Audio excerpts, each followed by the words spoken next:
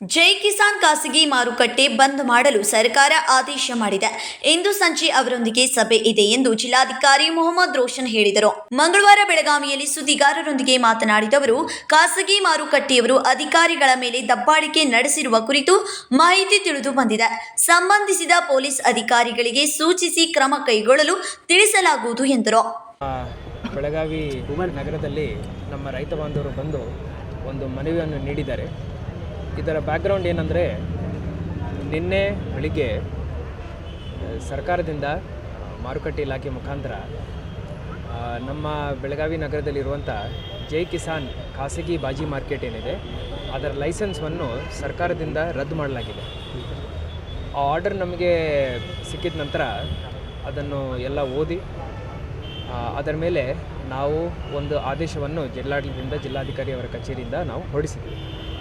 ನಾನು AC ಅವರ ಅಧ್ಯಕ್ಷತೆಯಲ್ಲಿ ಒಂದು ತಂಡ ರಚನೆ ಮಾಡಿದ್ದೀನಿ. ಶಾಂತಿಯನ್ನು ಕಾಪಾಡಿಕೊಂಡು ಯಾರಿಗೆ ಯಾವುದೇ ತೊಂದರೆ ಆಗದಂತೆ ಈಗ ಪ್ರೈವೇಟ್ ಮಾರ್ಕೆಟಲ್ಲಿ ಚಟುವಟಿಕೆಗಳನ್ನು ನಾವು ಅವರು ಸ್ಥಗಿತಗೊಳಿಸಬೇಕು. ಜೊತೆಯಲ್ಲಿ APMCನಲ್ಲಿ ರೈತರಿಗೆ ಎಲ್ಲ ರೀತಿಯ ಸವಲತ್ತುಗಳು ಕಲ್ಪಿಸಬೇಕಂತ ಹೇಳಿ ನಾನು ಆ ಆದೇಶದಲ್ಲಿ ಅವರಿಗೆ ಹೇಳಿದ್ದೆ.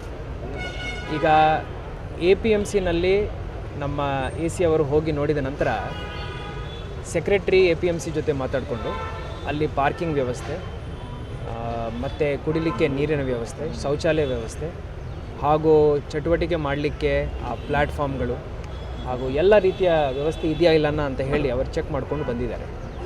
ಅವರ ರಿಪೋರ್ಟಂತೆ ಎಲ್ಲ ವ್ಯವಸ್ಥೆಗಳು ಇದ್ದಾವೆ ಅಂತ ಹೇಳಿ ಅವರು ನನಗೆ ತಿಳಿಸಿದ್ದಾರೆ.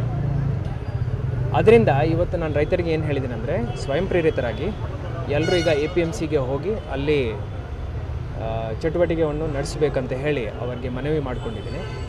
ಆದರೆ ಅವರೇನು ಹೇಳ್ತಾರಂದರೆ, ಜೈ ಕಿಸಾನ್ ಮಾರ್ಕೆಟ್ನಲ್ಲಿ ಲೈಸೆನ್ಸ್ ರದ್ದಾದ ನಂತರ ಅವರು ವ್ಯಾಪಾರ ಮಾಡೋದು ಕಾನೂನು ಬಾಹಿರವಾಗಿ ಆಗುತ್ತೆ ಅಂತ ಅವ್ರು ಹೇಳ್ತಾರೆ. ಕಾನೂನಾತ್ಮಕವಾಗಿ ಅವರು ಹೇಳೋದು ಸರಿ ಇದೆ. ಆದರೂ ಶಾಂತಿ ಹಾಗೂ ಲಾ ಆ್ಯಂಡ್ ಆರ್ಡರ್ ದೃಷ್ಟಿಯಿಂದ ಸಡನ್ಲಿ ಇಷ್ಟು ದೊಡ್ಡ ಶಿಫ್ಟ್ ಮಾಡೋದು ಎಲ್ಲ ಇಲಾಖೆಗಳಿಗೆ ಸ್ವಲ್ಪ ಕಷ್ಟ ಆಗುತ್ತೆ ಅಂತ ಹೇಳಿ ಅವ್ರಿಗೆ ಒಂದು 24 ಗಂಟೆ ನಾವು ಕೊಟ್ಟಿದ್ದೀವಿ. ಅಲ್ಲಿರುವಂಥ ಬಾಜಿಗಳೇನಿದ್ದಾವೆ, ತರಕಾರಿ ಏನಿದೆ ಅದು ಕೆಟ್ಟೋಗಬಾರ್ದು, ಹಾಗೂ ಅಲ್ಲಿರುವಂಥ ಲಾರಿಗಳು, ಟ್ರಕ್ಗಳು ಒಳಗಡೆ ಸ್ಟಕ್ ಆಗಬಾರ್ದು ಅಂತ ಹೇಳಿ ಅವರಿಗೆ ಸ್ವಲ್ಪ ಕಾಲಾವಕಾಶ ಕೊಟ್ಟಿದ್ದೀವಿ. ಅವರು ಇವತ್ತು ಬರ್ತಾರೆ ನನ್ನ ಕಡೆ. ಪ್ರೈವೇಟ್ ಬಾಜಿ ಮಾರ್ಕೆಟ್ ವ್ಯಾಪಾರಸ್ಥರು ಬರ್ತಾರೆ. 5:05ವರೆಗೆ ನಾನು ಮೀಟಿಂಗ್ ಮಾಡ್ತೀನಿ. ನಾನು ಅವ್ರಿಗೆ ಹೇಳ್ತೀನಿ. ಸರ್, ಅಂದರೆ ಅವರು ಅಲ್ಲಿ ತರಕಾರಿ ವ್ಯಾಪಾರಿಗಳನ್ನು ವ್ಯಾಪಾರ ಮಾಡ್ತಿದ್ದಾರೆ ಮತ್ತು ಅವರು ಬಂದಾದರೂ ತರಕಾರಿ ವ್ಯಾಪಾರ ಮಾಡ್ತಾರೆ. ಸೊ ಅವ್ರಿಗೆ ಇವತ್ತು ನಾವು ಏನು ಹೇಳ್ತೀವಿ ಅಂದರೆ, ವ್ಯಾಪಾರಸ್ಥರು ಬಂದು APMCನಲ್ಲಿ ವ್ಯಾಪಾರ ಮಾಡಲಿ, ರೈತರು ಅಲ್ಲೇ ಬಂದು ಚಟುವಟಿಕೆ ಮಾಡಲಿ ಅಂತ ನಾವು ಅವ್ರಿಗೆ ಹೇಳ್ತೀವಿ.